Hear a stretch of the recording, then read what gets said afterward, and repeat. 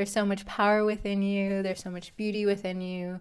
And the more that you accept that, the more that you have compassion for other people's weirdness, eccentricity, differentness, strangeness, outsiderness, because it's in you too.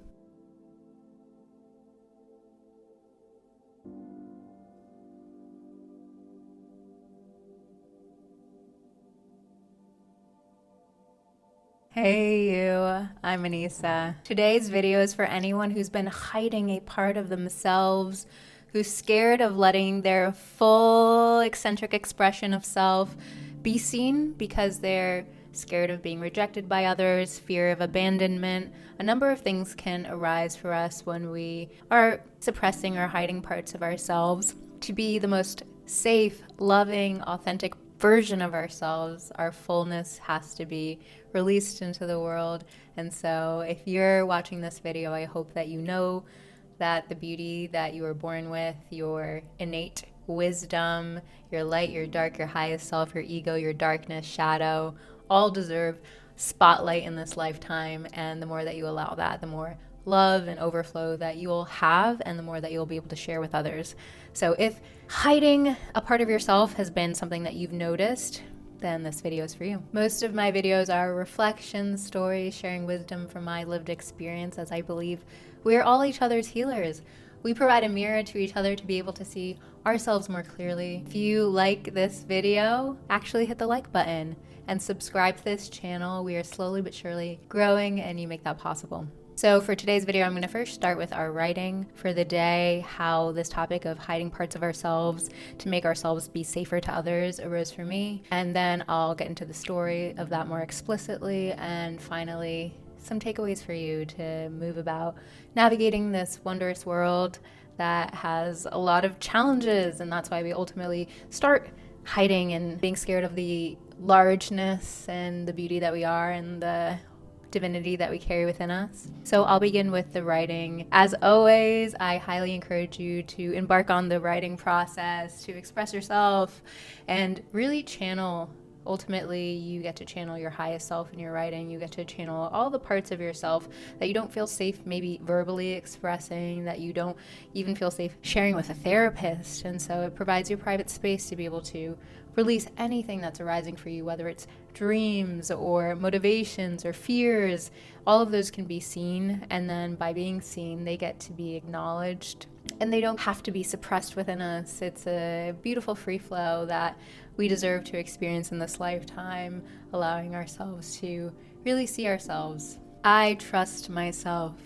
Today, here, out in the open, is the affirmation of the day. My nephew looked up at me and asked what the cards were. I hesitate and tell him it's tarot. Some find it witchy, but I find it one of many tools to connect with our intuition. He says back to me, I always follow my intuition. Like most kids, he likely does, more than adults. I tell him I started disconnecting from mine through starting my day focused on what I needed to do rather than tuning into how I felt, running down my to-do lists and other people's needs of me for many years. Maybe since I was his age, 13, 14. But by the time I was 15, I was working part-time. The load of what wasn't mine started to incrementally increase year over year. Now I'm relearning to tune into what's inside of me first thing upon waking up. It's been a year that I've had my tarot deck. It's been a healing modality that I wish I found sooner. Then again, I didn't realize that I received intuitive hits to my solar plexus until shortly before then. Our bodies are always working to communicate with us. Our dreams are always providing us more guidance into our unconscious. How are we not taught this? To be more introspective, intuitive, and understand our internal states? I feel it's intentional. So we stay prioritizing everything outside of us, so we're more easily controlled. But I was reminded that what I thought was witchy is within us all. Tuning into our inner power is tuning into the pure version of ourselves that we held as kids, before tools, back when we trusted ourselves. So this topic of really accepting the wholeness that we are, the eccentric, the wild, the witchy, whatever it is for you, arose for me this weekend as I was babysitting my niece and nephew. They're no longer babies, but I was watching them and they were over at my place. And I've gone through so many changes in this past few years. I've been on a inner spiritual journey for a very long time. I was born into a family that allowed me to be on that pathway a bit more easily than maybe some others. And so it's really harder for me to identify when I began this journey in this lifetime because it was always around me. And I really deeply adopted meditation as a practice when I was 18. During the pandemic, I started guiding and sharing meditations, really not from a place of wanting to, but truly so many folks in my life had came to me as a person who was deeply embodied in mindfulness and meditation and had a practice and was open around it. And so it became a time at which I started sharing that I was practicing meditation and guiding others during the pandemic as people were locked indoors and really wanting to support people and folks with their well-being. It was a really amazing catalyst because it brought me to the internet more fully. It brought my inner world out into the light more than I'd ever allowed publicly before, and as I continued to do that, it felt better and better. But in the recent years, I've gone to the more advanced levels of meditation when it comes to visions and third eye clarity and just a lot of things that would scare people, and I'm aware of that, and I've been even scared of myself. In getting to a place where I'm no longer scared of myself, I still have these moments I'm like, I don't know how this is going to be received. And in watching my niece and nephew over the weekend and them being in my space for the first time, I was aware of maybe I don't want to start my day with my tarot cards in front of them. What are they going to think? I don't want them to feel unsafe. And then, as I shared in my writing, as I pulled out my tarot cards, they were by my nephew. Like, my niece was completely disinterested. My nephew was like, what was that? Oh, I have an intuition. I'm fully intuitive and I do everything from a flow state. I'm a kid. And I was like, yeah, that makes complete sense. I too was once a kid who didn't feel so disconnected from their intuition and had a natural ability to tune into my inner world. It was just my natural state of being, and that got lost over the years. As many of us experience, we accumulate the obligations of financial burdens, we accumulate the obligations of others, people and their needs around us. We accumulate so much to-dos, and we put that ahead of what we need for ourselves or how we're doing internally. And if we start our day every single day thinking immediately about all the things outside of us, we also unconsciously, subconsciously diminish our value to ourselves. A lot of my honoring myself is bringing more compassion in this era to all the parts of myself that I didn't make space for historically. I know by doing that, it provides others the ability to do that for themselves. We are mirrors, and we provide a mirror to each other to see ourselves more clearly and also hopefully empower each other, right? The ultimate goal is to liberate ourselves, to feel the freeness and expansion, and allow us to be living embodiments for others to be able to do that and experience that. And sometimes it does take role modelship to be able to change our surroundings. We so often want that person to change, that person to get healthy, that person to find their purpose. But really, it just comes back to us noticing in those reflections of those people who are mirrors to us that we are the ones that need to make the change. We're the ones who need to stand more fully in our purpose. We're the ones that need to be the healthiest version of ourselves. And as we radiate that, people will come to us and be like, hey, can you help me with XYZ? Do you mind teaching me how you become healthier? And that was the case for me ultimately with meditation. Folks in my office would always come to me and be like, how are you so calm? I say, I practice meditation. You should practice meditation. And it goes from there.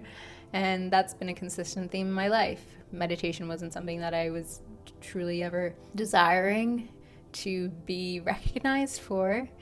And it just became the way that things worked out because it was a practice of mine and embodied.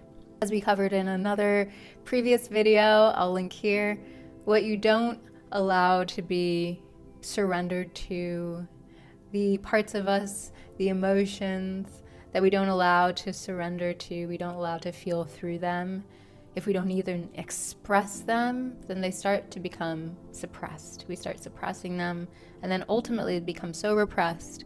And what's repressed, we won't even know it's going on. It's in our unconscious, which is 90% of our brain. So we'll operate from patterns that are unhealthy. We'll be repeating the same mistakes. So it's so much more powerful to be in the position of really understanding, what am I feeling in this moment that something's arising and triggering me? What am I doing as I figure out, oh, do I want to show my tarot cards? Do I not want to show my tarot cards? I'm feeling the experience of self-judgment. I'm judging myself unnecessarily because I feel like I'm this eccentric person, this alien, right? But ultimately, all of us are a little alien, and it's okay. We're all a little witchy, we're all a little alien, we're all a little star seed, we're all many of these things that the spiritual community likes to latch on to.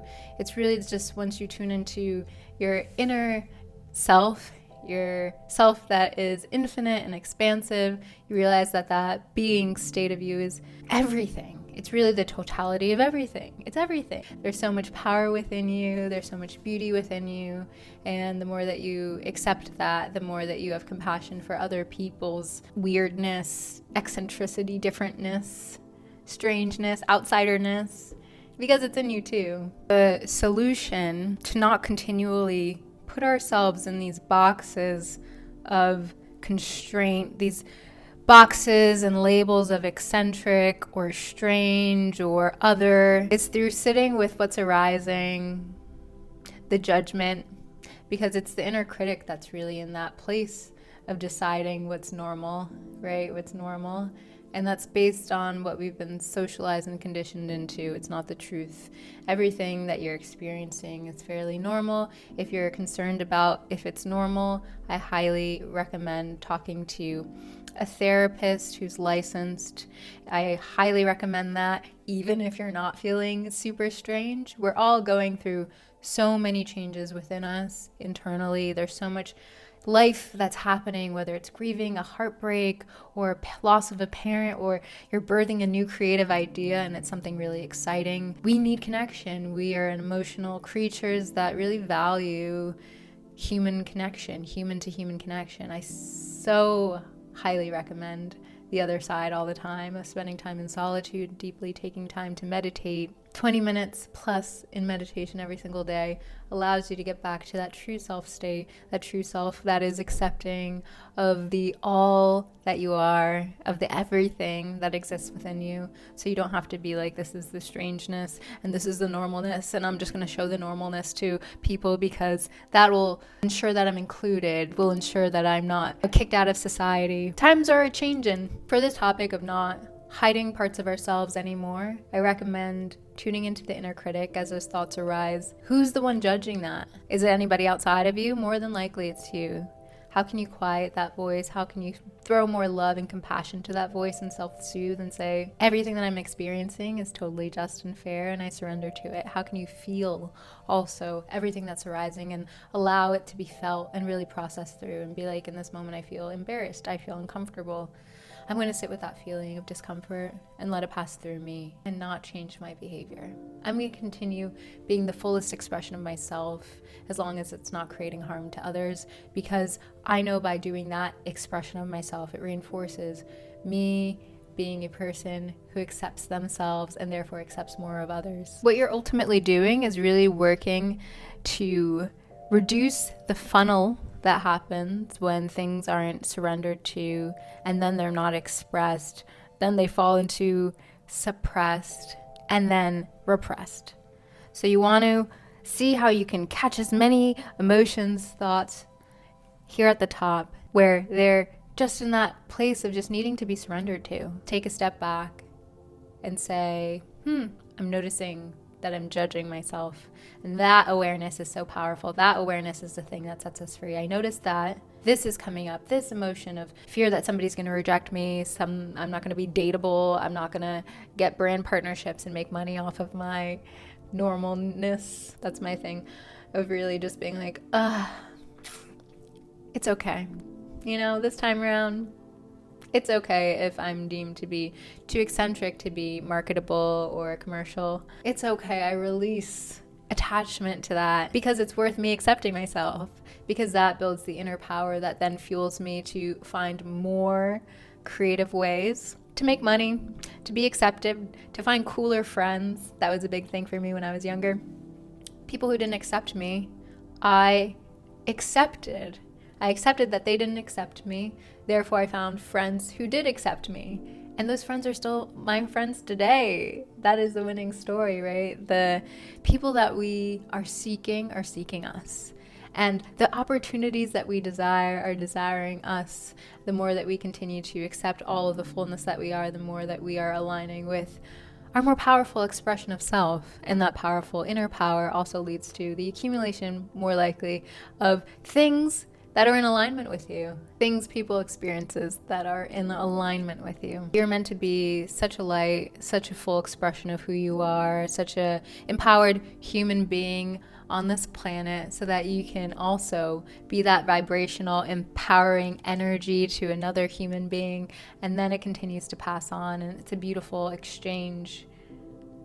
So don't be scared if right now you're in the phase of being like, oh, who am I? Who is this strangeness? I recently added to my dating app, appreciates the occult. That is, going back to the tarot cards things, like that's a mandatory now. You gotta appreciate the occult. You can't be afraid, because the unknown is a beautiful thing. Anyway, let me know if that resonated with you in the comments, what you're currently feeling like you are wanting to bring into the light. Any parts of this video that you do not resonate with, happy to hear in the comments as well. I'm wishing you so much more embrace of the full expression and power of the person that you are in this week ahead, and I'm sending you so much love.